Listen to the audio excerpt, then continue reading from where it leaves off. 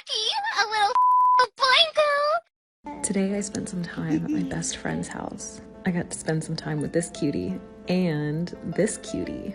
This poor dragon rocker had a large hole at a major stress point and some surface stains. Thankfully, they had everything I needed to give him some quick little touch-ups. But Binks didn't like the boops. This dragon is made out of very soft microfleece, so I used a damp microfiber towel to gently rub out the surface stains, wiping first with the damp side and then again with the dry side. The trick to cleaning microfleece is to work in one direction so you don't mess up the nap of the fabric.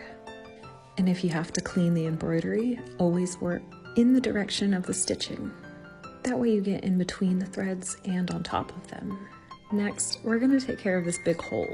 The first step is to tie off the original thread as close to the seam as possible. Once that feels like it's not going to go anywhere, get your needle and thread because we're going to do a ladder stitch. These first couple stitches are going to hide the original thread inside of the seam. We want this to be nice and neat and completely invisible, but also very sturdy so that this doesn't open up again. This is a high stress point on this rocker, so all of my ladder stitches, all the little rungs are going to be very close together.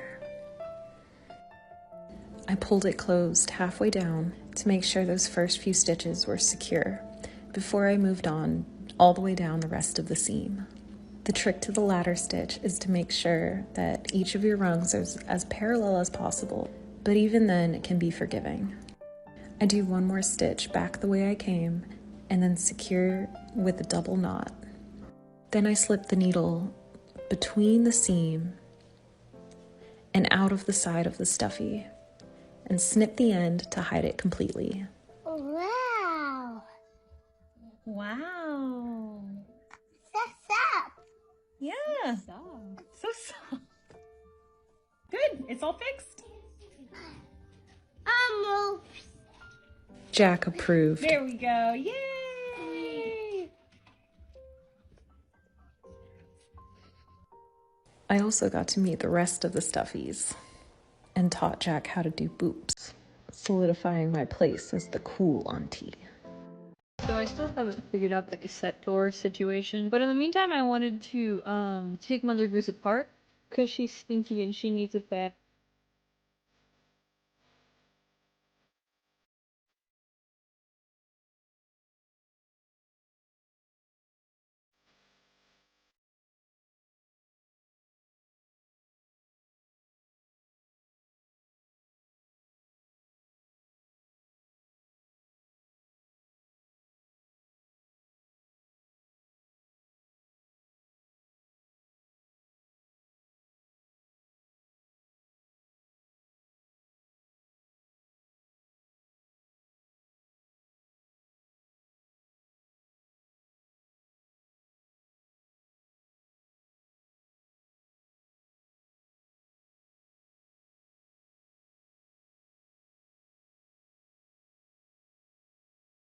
This little toy sword is Finn's favorite and it's broken, so we're gonna fix it for him really quick.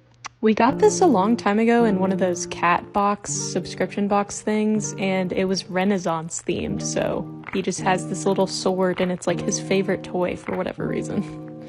It was really easy to fix, but I knew that ultimately he's just gonna rip it up again, so I wasn't too fancy with the stitches. I just kind of did it as quickly as I could just to get it done, because he was yelling at me the entire time I was doing this in the background to try to ask me why I stole his toy from him. But it didn't take too long at all and got it all stitched up and ready to go for him. And you'll see in a second here, I brought it over to him and I think he was pretty happy with how it turned out. What do you think, buddy?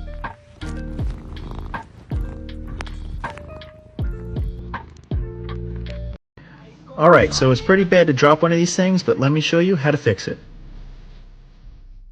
First step was to remove the jumpsuit to make sure that the joint and everything was still intact on the inside. Relax, TikTok, it's just a toy. Right, so you see these have a little locator pin and a knot right on the joint there. We're going to match those two up. Give it a little spray of this accelerator right here, followed by the glue. is a really great glue for plastics. Everything looking good. Give them a good squeeze together. Clean up all the excess on here. Put everything back together. Everything is looking good so far. And here we have the final product. Thanks for watching, guys, and follow for more.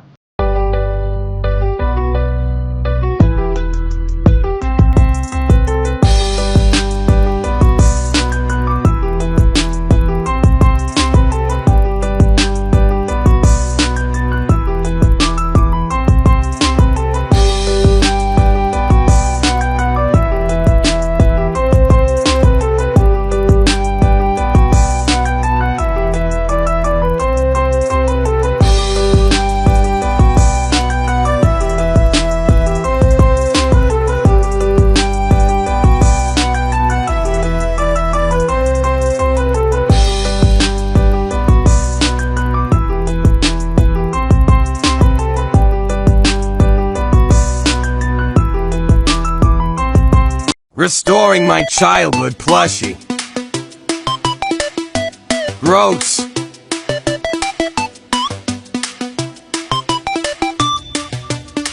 All clean. My partner found this bear on the street and brought them home hoping I could fix them up. First thing in order was a bath. They were filthy. We decided to name them Frankie. Look how clean he is. There was so much paint on him. I helped Frankie pick out some new buttons for eyes. They couldn't decide. They all look pretty cool.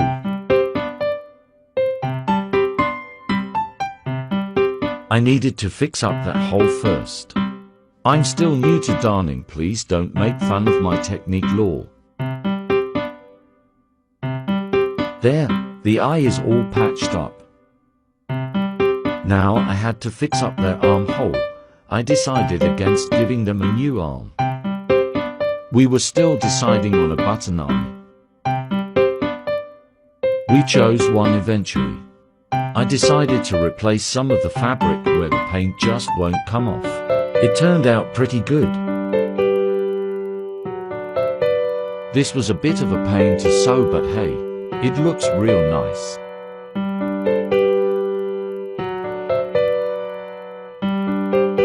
I made a heart and stuffed it with his leftover fabric.